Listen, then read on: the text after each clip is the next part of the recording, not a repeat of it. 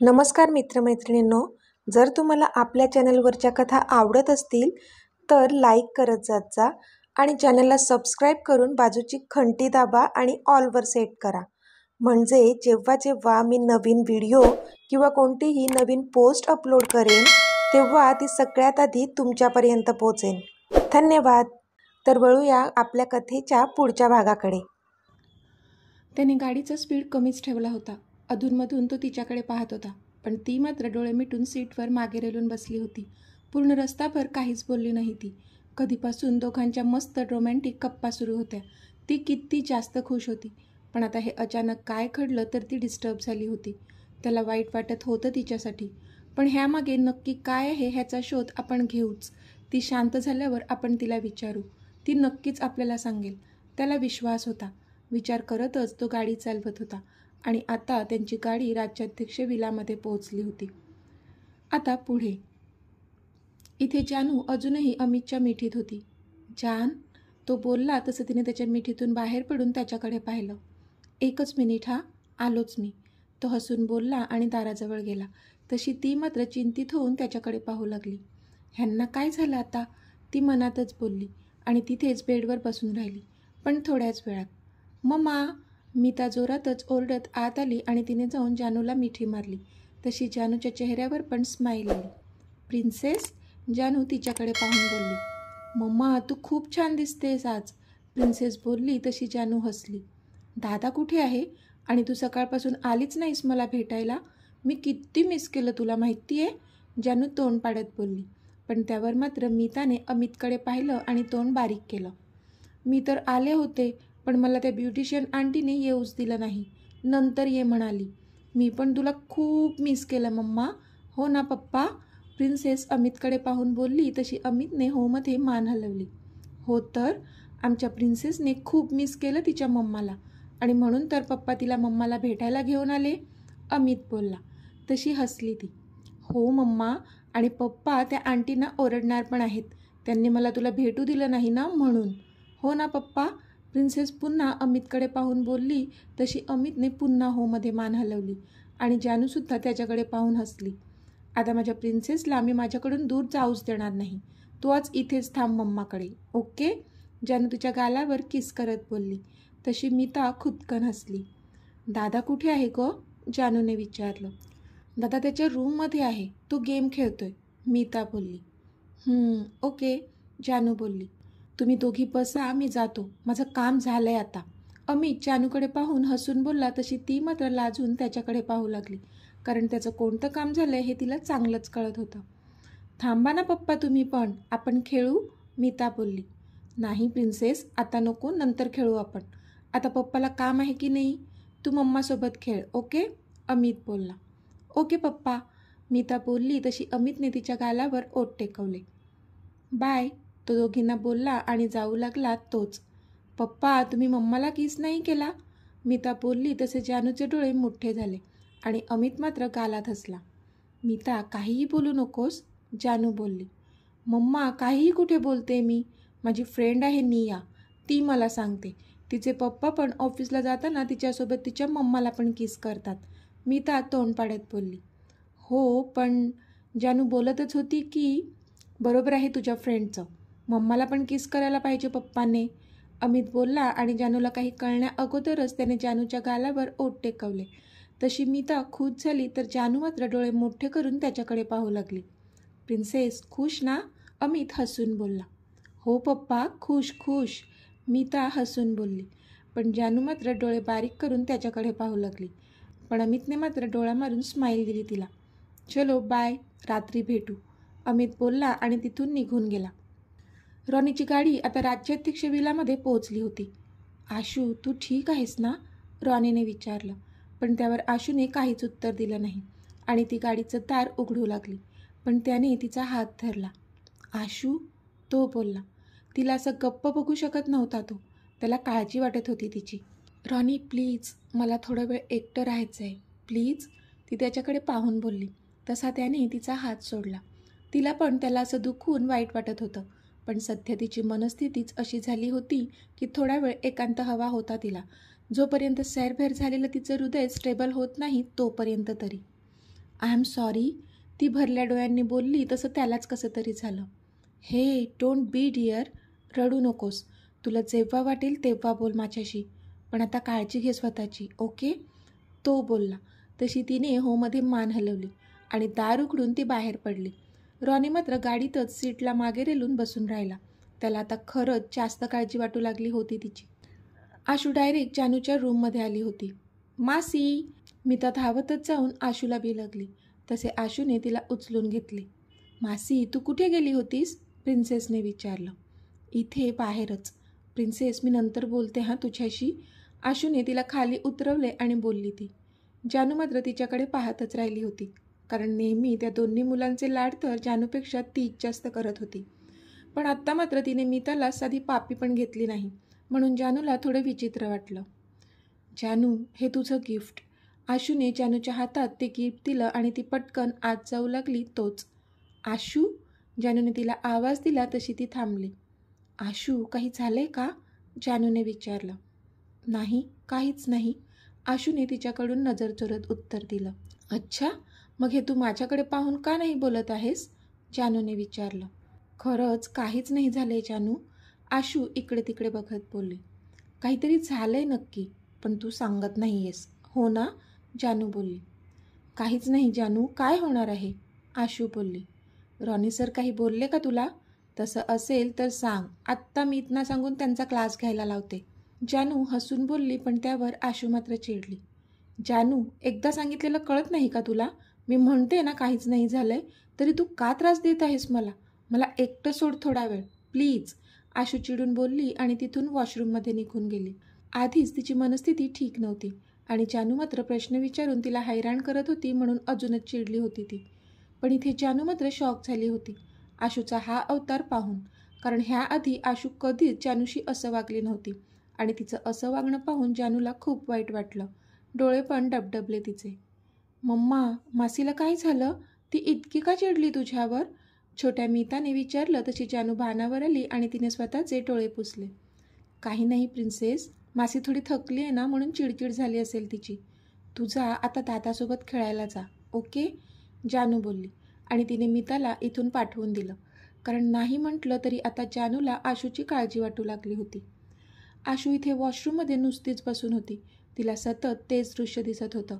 तोच क्षण जेव्हा त्यांचा अपघात झाला होता तो, आणि ते आठवून ती हादरून जात होती. ती डोक्याला खूप ताण देऊन त्या तिन्ही व्यक्तींचा चेहरा आठवण्याचा प्रयत्न करत होती, पण कितीही प्रयत्नांती तिला यश मिळत नव्हतं. त्या 3 आकृत्या फक्त धूसरच दिसत होत्या. त्यामुळे तिची अजूनच चिडचिड झाली होती, कारण सगळं दिसत असूनही सगळंच धूसर होतं, ज्यामुळे तिला तिची ओळख कळण्याची खूप दाट शक्यता होती. पण नाही, अधांतरी येऊन अडकली होती ती. तो अपघात तर तिला दिसत होता, पण आठवत मात्र काहीच नव्हतं. तो अपघात आपल्याला का दिसला? त्याचा आपल्या मागच्या आयुष्याशी काही संबंध असेल का? आणि जर असेल तर मग त्या कारमधल्या व्यक्ती कोण होत्या? त्या माझ्या कोणी लागत होत्या का? पण कार तर दरीत कोसळताना दिसत होती, म्हणजे नक्कीच कोणी वाचलं नसणार. पण कोण होते ते? माझी फॅमिली? विचार करून करून आशूचं डोकं आता भणभणायला लागलं होतं. बराच वेळ झाला तरी आशू अजूनही वॉशरूममध्येच होती आणि आता जानू अजूनच काळजीत पडली होती. शेवटी न राहून तिने जाऊन वॉशरूमचं दार ठोठावलं. आशू, तू ठीक तर आहेस ना? दार उघड प्लीज, जानू काळजीने बोलली. तशी इथे विचारात हरवलेली आशू भानावर आली आणि तिने डोळे पुसले. तिला आता आठवलं की मघाशी रागाच्या भरात आपण जानूला चिडून काहीतरी बोलून गेलो आणि त्याचंच आता तिला वाईट वाटू लागलं. ती तशीच उठली, तोंडावर पाणी मारलं आणि दार उघडून बाहेर आली ती. तर जानू दाराजवळच उभी होती. आशू, काय झालं? तुझा चेहरा असा का दिसतोय? तू ठीक तर आहेस ना? जानूने काळजीने विचारलं. तसं आशूला भरूनच आलं, कारण मघाशी आपण जानूला तुसडेपणाने बोललो तरी जानूची आपल्याप्रती असलेली काळजी काही कमी झाली नव्हती. तिच्या डोळ्यात ती बघू शकत होती. आज जानूमुळेच आपण जिवंत आहोत. हे आयुष्य तिचीच देण आहे, तरी आपण तिच्याशी असं कसं वागू शकतो? आशूला आत्ता त्या गोष्टीचं गिल्ट आलं. तिने पुढे होऊन जानूला गच्च मिठी मारली. आय एम सॉरी जानू, I am really sorry, Ashu रडून बोलली. हे आशू, सॉरी का म्हणतेस आणि तू रडतेस का? जानूने विचारलं.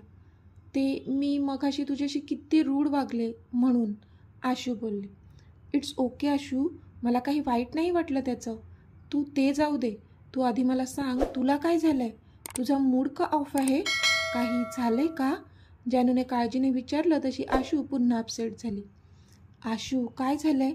मला सांगणार नाही का? जानूने विचारलं तसा आशूने एक दीर्घ श्वास घेतला. जानू, अगं मला काहीच नाही झालं आहे. ॲक्च्युली ते आम्ही येत असताना आमचा ॲक्सिडेंट होता राहिला, म्हणून थोडं अस्वस्थ वाटतंय मला, आशू बोलली. तिने ॲक्सिडेंटबद्दल तर सांगितलं, पण त्यामुळे स्वतःच्या डोळ्यांसमोर तिला काय काय दिसत होतं आणि कसले कसले भात झाले होते, ज्यामुळे तिची मनस्थिती बिघडली होती, ते मात्र तिने जानूला सांगितलं नाही. कारण आज जानूचा खूप स्पेशल दिवस होता आणि आपलं दुःख सांगून तिला जानूला अपसेट करायचं नव्हतं. पण इथे ॲक्सिडेंटचं नाव ऐकूनच जानू घाबरली. काय? ॲक्सिडेंट? असा कसा ॲक्सिडेंट झाला? तुला कुठे लागलं तर नाही ना? बघू. जानू तिला सगळ्या बाजूने चाचपून बोलली. अगं आमचा ॲक्सिडेंट नाही झाला, मी ठीक आहे अगं, आशू बोलली. आणि रॉनी सर, ते ठीक आहेत ना? जानूने पुन्हा काळजीने विचारलं. हो, ते पण ठीक आहेत. फक्त समोरच्या गाडीचं ॲक्सिडेंट झालं होतं, त्यामध्ये एक मुलगा होता, त्याला लागलं आहे. पण त्याला ॲडमिट केलं आहे हॉस्पिटलमध्ये आणि तो बरा आहे, आशू बोलली. थँक गॉड, जानू सुस्कारा सोडत बोलली. जानू, तू छान दिसतेस ह्या पिंक साडीमध्ये, आशू बोलली तशी जानूच्या चेहऱ्यावर स्माईल आली. थँक्यू. आता तू पण घाई कर आणि रेडी हो पटकन, फंक्शन सुरू होणार आहे आता, जानू बोलली. त्यावर आशूने होमध्ये मान हलवली. जानूसमोर कितीही स्ट्रॉंग असलेली दाखवत असली तरी ती मात्र अजूनही त्या धक्क्यातून बाहेर आलेली नव्हती. पण तरीही आज जानूसाठी खूप स्पेशल दिवस आहे आणि आपल्यामुळे तिचा दिवस खराब होऊ नये म्हणून आशू रेडी होऊ लागली. हॅलो, कसा आहे तो मुलगा आता? राणीने विचारलं. सर, त्याचं ऑपरेशन झालं आहे आणि आता तो आउट ऑफ डेंजर आहे, समोरचा माणूस बोलला. ओके, आणि त्याच्या फॅमिलीचा काही पत्ता मिळाला का? राणीने विचारलं. हो सर, त्याची फॅमिली पण आहे इथेच, तो माणूस बोलला. त्यांनी काही पोलीस कंप्लेंट केली आहे का? जर केली असेल तर ती तिथल्या तिथे निस्तरून टाका, रॉनी बोलला. नाही सर, त्यांनी पोलीस कंप्लेंट नाही केली. त्याची आई बोलली की त्यांचा मुलगाच रागारागात घरातून निघाला होता, शिवाय त्याने ड्रिंक पण केलं होतं. चूक त्यांच्या मुलाचीच आहे, त्याने एवढं रफ ड्रायव्हिंग करायला नको होतं. उलट त्यांनीच आपल्याला थँक्यू सांगितलं आहे, कारण आपण त्याला ॲडमिट केलं आणि त्याचा जीव वाचवला म्हणून, तो माणूस बोलला. ओके, लक्ष ठेव त्याच्यावर आणि त्यांचा हॉस्पिटलचा सगळा खर्च फ्री होईल हे बघ, बाय, रॉनी बोलला आणि त्याने कॉल कट केला. थँक गॉड, त्या मुलाला काही झालं नाही, रॉनी मनातच बोलला. पण इतक्यात त्याचं लक्ष समोरून येणाऱ्या जानूवर पडलं. जानू खूप छान दिसत होती आज, पण आता त्याचं लक्ष तिच्या आजूबाजूला असणाऱ्या मधू आणि आशूवर गेलं आणि जेव्हा त्याची नजर आशूवर पडली तो तिला पाहतच राहिला. आज सकाळी तिने साडी नेसली होती, तेव्हाच त्याची विकेट पडली होती तिला पाहून, पण आत्ता मात्र तिने रेड अँड येलो कलरचा लेहंगा घातला होता, ज्यामध्ये ती खूपच सुंदर दिसत होती. आणि आता पुन्हा एकदा त्याची विकेट पडली होती तिला पाहून. तो हृदयावर हात ठेवून एकटक तिलाच बघत होता. पण इतकी छान तयार झालेली असूनही तिचा चेहरा मात्र उतरलेलाच होता, ज्याचं कारण त्याला माहीत होतं. पण आपण नंतर तिला नक्की विचारू, असा विचार केला त्याने आणि तो पण मग स्टेजच्या दिशेने गेला. घराच्या लॉनमध्ये खूप मोठा स्टेज केला होता, ज्यावर घरातले एक एक करून आपला डान्स परफॉर्मन्स देणार होते. स्टेजच्या बरोबर समोर 2 माणसांना पुरेल एवढा सोफा ठेवला होता, ज्यावर अमित आणि जानू बसले होते. आता घरातले एक एक करून डान्स परफॉर्म करू लागले होते, ज्यामध्ये मधू अर्णव, रीमा राम, सीमा राजेश, अंश ह्यांचा समावेश होता. आणि मग छोट्या मंडळींचा पण डान्स परफॉर्मन्स झाला. जिनू आणि मीता, त्या दोघांनी त्यांच्या मम्मी पप्पाच्या लग्नात खूप छान डान्स केला, सोबत छोट्या मृणालला सुद्धा नाचवलं. सगळ्यांनी टाळ्यांचा एकच कडकडाट केला. आशू, तू डान्स नाही करणार का? बाजूलाच बसलेल्या आशूला अमितने विचारलं. तशी आशू चपापली, कारण डान्स तर ती पण करणार होती, पण आज जे तिच्यासोबत घडलं होतं त्यामुळे ती इतकी डिस्टर्ब झाली होती की तिचं मनच होत नव्हतं डान्स करायला. तिने केविलवाण्या चेहऱ्याने जानूकडे पाहिलं, तसं जानूने तिला डोळ्यांनीच आश्वस्त केलं.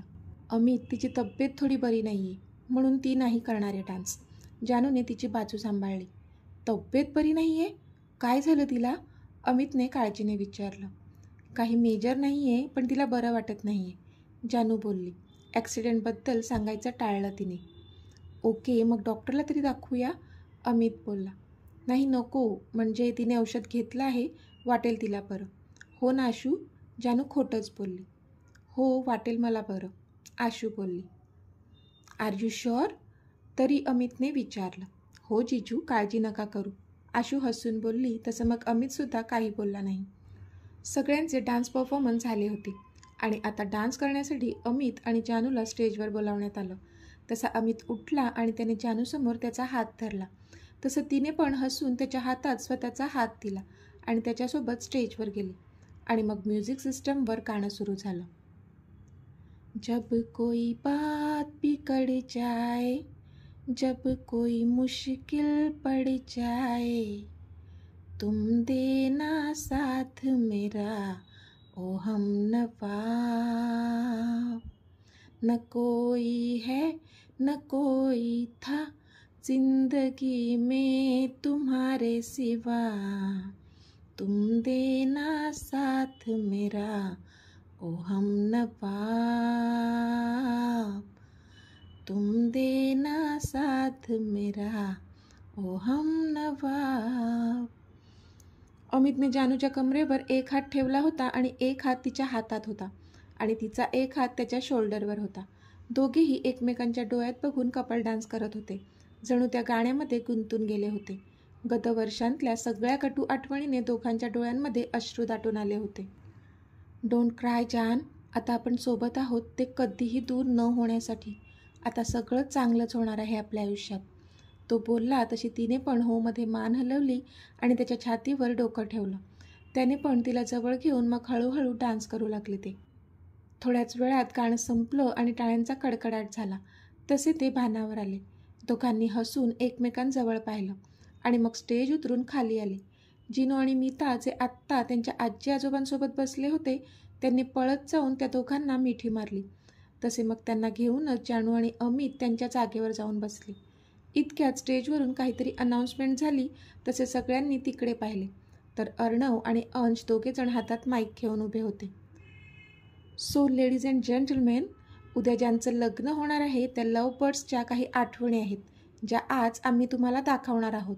So are you excited? Arnav बोलला. येस, सगळेजण एकसाथ ओरडले.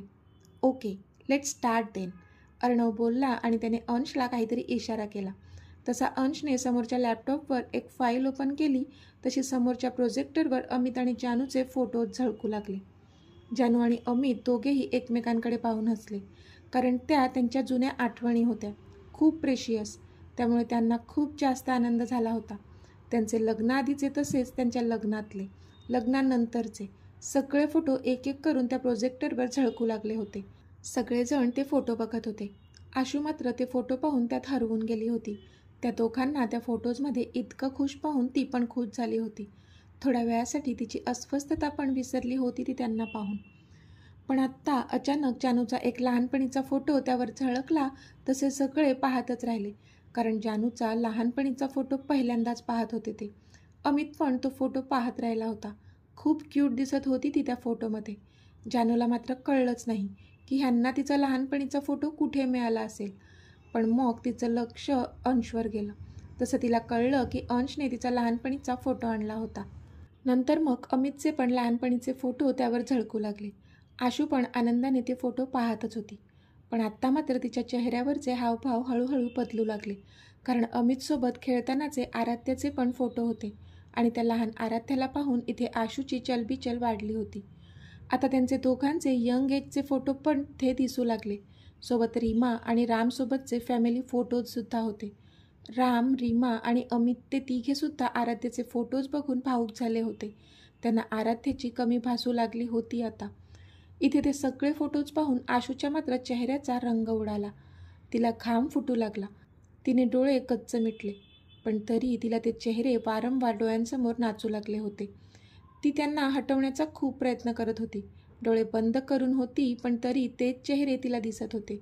पण आत्ता मात्र ती हादरलीच, कारण तिला त्या ॲक्सिडेंट नंतरपासून जे धूसर दृश्य दिसत होतं ते आता पुन्हा दिसू लागलं होतं. आणि त्याच्या 3 धूसर आकृत्या तिला कधीपासून दिसत होत्या त्या आता स्पष्ट झाल्या होत्या. पण त्या स्पष्ट झालेल्या आकृत्या पाहूनच तिला कापरं भरलं, कारण त्या 3 आकृत्या दुसऱ्या तिसऱ्या कोणाच्या नसून रीमा, राम आणि स्वतः आराध्या ह्या तिघांच्या होत्या. तिने मिटलेले डोळे खाडकन उघडले आणि नाही. ती जोरातच किंचाळली आणि त्या किंचाळीसोबतच चक्कर येऊन धाडकन खाली पडली. तर मित्रमैत्रिणींनो, आजचा भाग तुम्हाला कसा वाटला ते मला कमेंटमध्ये सांगा. आणि जर आवडला असेल तर व्हिडिओला लाईक करा, शेअर करा आणि चॅनलला सबस्क्राईब करून बाजूची घंटी नक्की दाबा. चला तर भेटूया आपल्या पुढच्या भागात. तोपर्यंत धन्यवाद.